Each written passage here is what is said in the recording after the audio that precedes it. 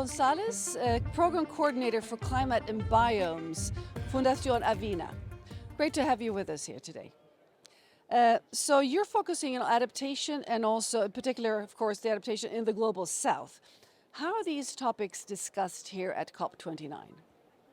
Thanks, Katarina, for having me here and for your interest in Avina's work. As you may know, adaptation is one of the key topics this year and until COP30.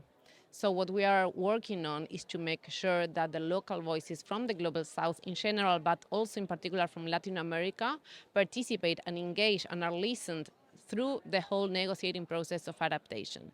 Because as you may know, adaptation is local. You need to involve, to engage local voices such as indigenous peoples, communities, women, youth.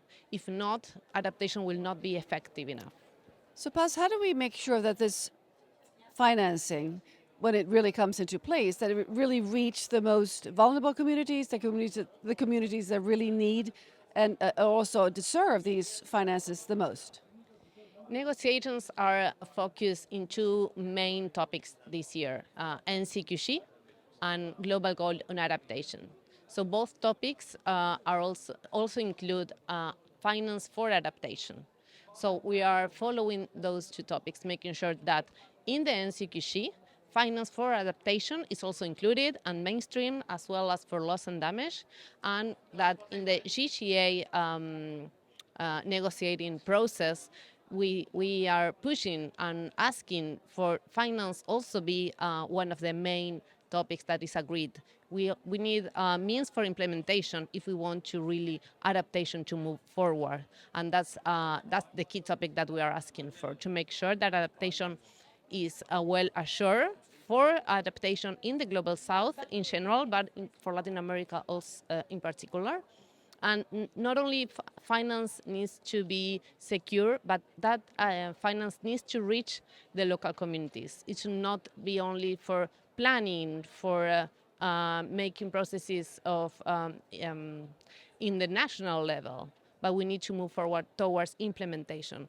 And if that finance doesn't reach the communities, if it doesn't reach the people that are in the front line, then adaptation will not really happen. Paz, is there a way of measuring this, that the adaptation really works? And is there a metric for this? Or if not, how can we get this into to function really thoroughly and properly? Until COP30, the GCA, the Global Goal on Adaptation, is being negotiated. So within the GCA, what we need to agree is to have indicators of adaptation.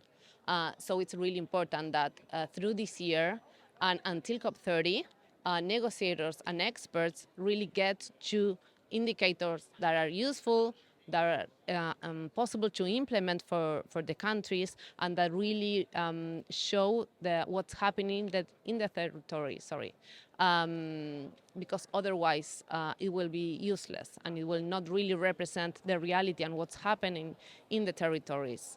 So what do you think should be included in the collective quantified goal? Finance. We really need to make sure that the NCQC and the GCA include a specific finance for adaptation and for the loss and damage as well. But there are many experiences, many organizations such as Fundación Avina that are working not only to make sure that finance is agreed and that we have pledges presented on how much money the countries will commit, but also on the mechanisms on how that money will really get to communities. And it's not only about making sure that we have money, but it's also a matter of how do you include those local voices during the process of planning the projects, of being them leading the processes, leading the initiatives. Because if you just propose like from the top down a project that maybe the national level or the international organizations think that are necessary, if that is not something that comes from the roots, from the communities, then it's probably not going to work. And the world is filled with experiences that haven't worked. So now it's the moment to implement, but with the communities within. Avina has a lot of experience providing funds to local communities, working with them and not just for them, but with them included in the whole process from designing the project until the implementation and the monitoring. Paz, are you picking up any rumors on how it's going with these topics here at the COP? The rumors are that it's being difficult, that it's not being as easy as expected or as we wish for. But I'm sure that, or I expect that countries will come to an agreement at the end of this COP to make sure that the NCQC comes to an end with a good proposition, included finance, both for adaptation and loss and damage.